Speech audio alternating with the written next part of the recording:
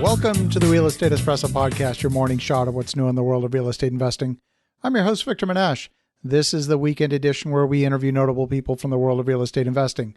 Today is no exception. We have a great guest all the way from Minneapolis, Minnesota. Welcome to the show, Megan Lamke.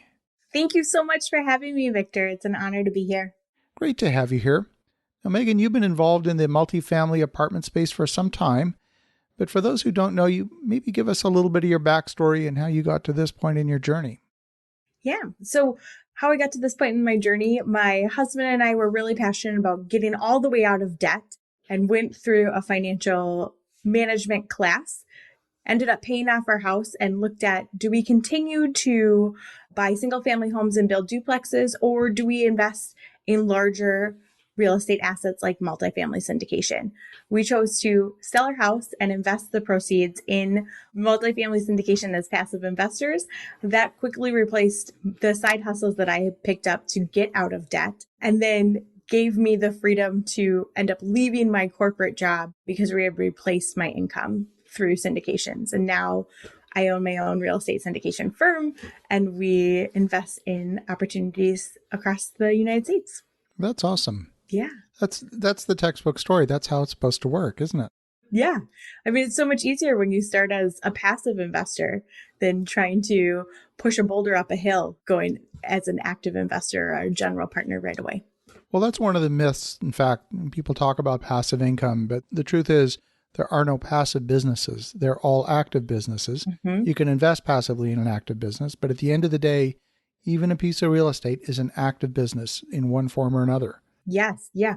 I would agree with that. I mean, even if you're an investor and you're investing passively, you're still actively underwriting opportunities to see if they're suitable for you, to see if they're matching your goals. So that does take some work. It's not a blind signing over of your income and assets. There is some due diligence that you need to do as an investor on every opportunity. Now, the multifamily apartment space is certainly very hot right now. There's a lot of people chasing. There's a lot of money chasing too few opportunities. Where have you focused? What's been your segment that you'd say is your wheelhouse? Yeah, so my wheelhouse is value add, but in a very different market than some of my peers. So we're focusing on A- assets and some B+.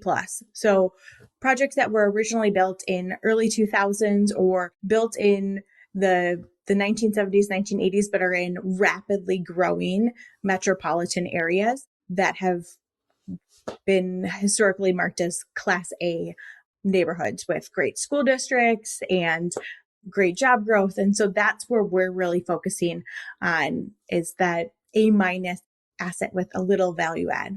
So what is it about that particular asset class that's working for you? Because I would imagine a lot of those assets right now would be selling at a bit of a premium in today's market. Mm-hmm. A lot of people chasing quality, a lot of people chasing yield, of course. Mm-hmm. And that's caused cap rate compression, especially in some of the lower quality assets. Mm-hmm. But I think the B+, A- asset is almost what everyone wants to own. Mm-hmm. So when a product comes into the market or a project comes into the marketplace, how do you stay out of that auction environment where you're the winning bidder with 20 other bids behind you? Yeah, it's all about relationships. And you've been in the industry, you know that your net worth is really your net worth. And meeting with brokers offline before deals even come to market and playing a round of golf with them or taking them sailing on our sailboat and really just having that conversation with what's in their pipeline, what are they seeing come that they don't want to go a full marketing cycle on, or they went a full marketing cycle on one asset from an owner, but they have additional assets in their portfolio, and getting the chance to give a firm offer on those assets that weren't broadly marketed. That's been our strategy. And it's the strategy of some of the highest and best players in the syndication industry, is really building those firm relationships.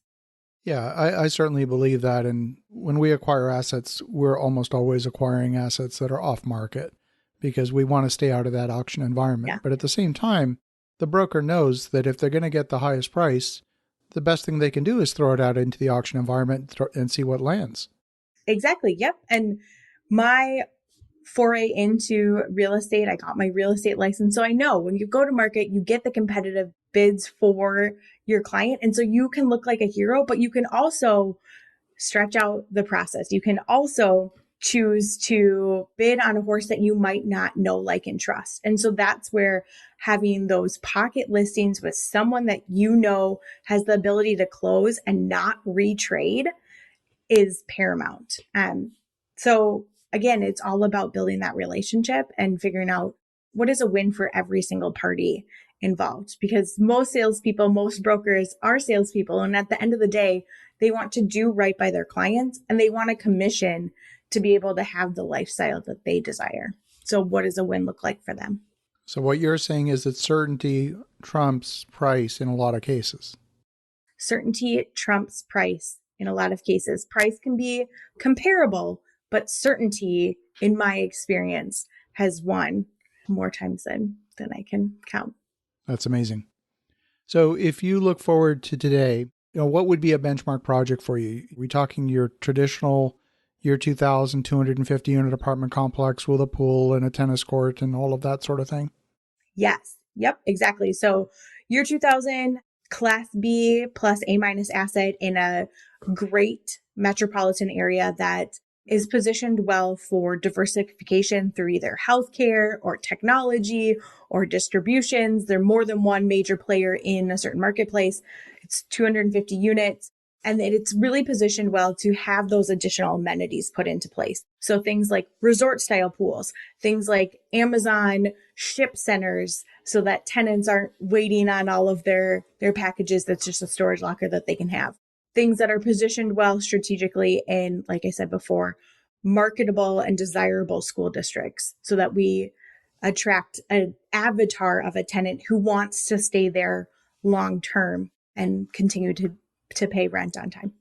I think it was Grant Cardone who said that a lot of the projects that he invests in, he'll put in like $1 million swimming pool, because the folks that then want to come live in that place, even if they had their own single family home, they would never put in an amenity of that caliber. And so that ends up being a differentiator in the marketplace, as opposed to, that kind of algae infested pool that's been kind of neglected for 10 years and left at the back of the property. Exactly. And millennials like myself right now, when the housing market in residential is so competitive, it's competitive in commercial, but it's also competitive when you're trying to buy a move up property or a single family home for your first time home buyers.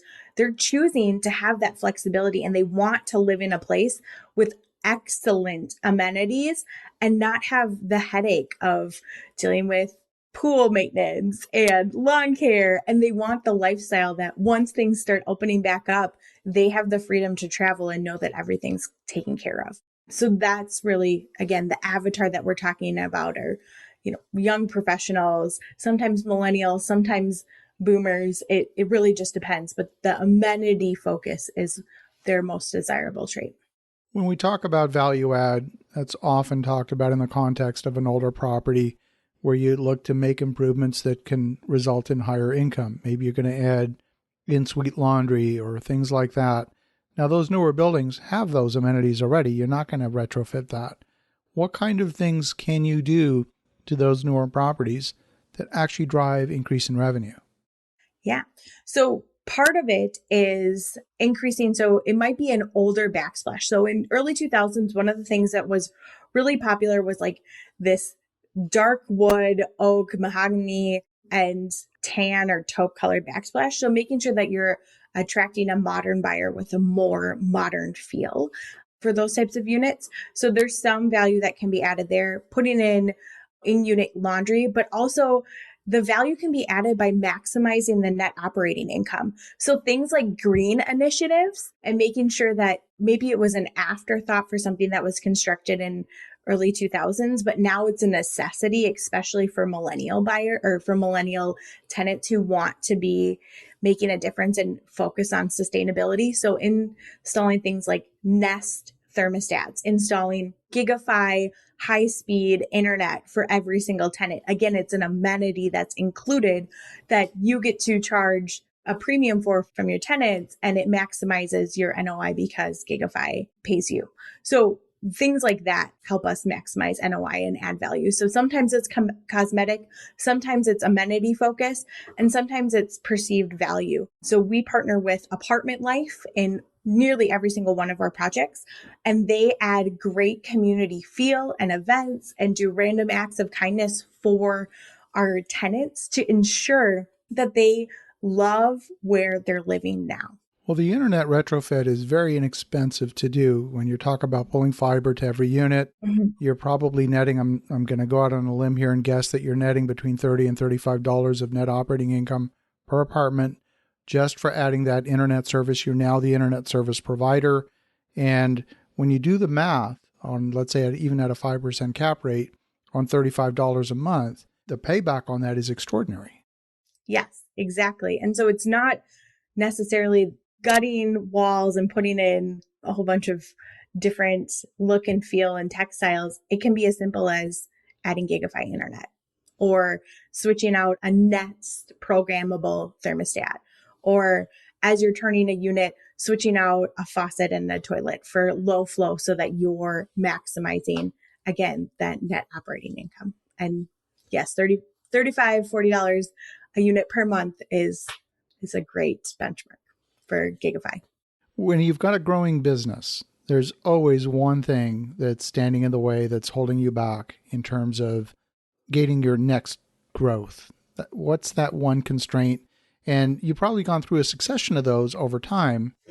When you knock one down, there's probably another one right behind it. Take us through a little bit of that journey. Yeah. So the first constraint that we had was making sure that people could know us. And how could we go through enough marketing revolution cycles and automate our processes and standardize our processes as much as possible. So that's what we really, really focused on, is automating our technology, using best in practice tools so that we could be more strategic. And now the thing that staring me down as a CEO is, how can we hire and retain great people as fast as possible? Because there's only so much time in the day. We all have limited time resources. So how do we scale our team from a culture fit, from an accountability fit, and make sure that our customers still have an excellent experience? So that's what we're challenged with right now. When people come to your property and they rent from you, is there something that you've done that distinguishes you so that they say, oh, I know I'm in one of Megan's properties? When they rent from us, the biggest thing that we do different is we have a nationwide contract with Ramsey Solutions. So Dave Ramsey wrote Financial Peace University. It's the same class that my husband and I went through, and it changed our life. We offer that to every single one of our tenants as a free amenity, and offer them the free Ramsey Plus app. So when you walk into our buildings, you will see signage that says, hey, we value you as a tenant. We want to make sure that you're equipping the lifestyle that you desire. Here's free financial management software that you can download. That's amazing. Yeah. So that's one of the biggest things that we see. And it really transcends every single market in every single tenant base, because even high net worth individuals are broke at a different level. Like, we have doctors and lawyers and business owners as some of our tenants in these Class A minus properties, and they had to restructure all of their debt and their positioning on personal finance when things compress. And so making sure that we're equipping people to make sound financial decisions is one of our hallmark. I love that. Well, Megan, if folks want to connect, if they want to learn more, what's the best way? So there's a couple of things. I have my own podcast, the Business for Good podcast, where we bring entrepreneurs and founders who are making a huge difference in impact investing throughout their organization. So you can check that out wherever you listen to podcasts. My website is meganlamke.com. So MEGANLAMKE.com. And as a woman in a male-dominated space, I felt really embarrassed asking a bunch of questions when I first got started in this industry. So I wrote a whole book with the answers to those questions called The Leader's Guide to Investing. So if you go to our website /grit, GRIT, you'll have access to that book, and you can download it and feel confident not having to worry about the answers to those questions or how you might be perceived. I love it. Well, Megan, thank you for the insights. It's an inspiring story. And for the listeners at home, definitely reach out to Megan at meganlamke.com. And in the meantime, have an awesome rest of your weekend. Go make some great things happen. And we'll talk to you again tomorrow.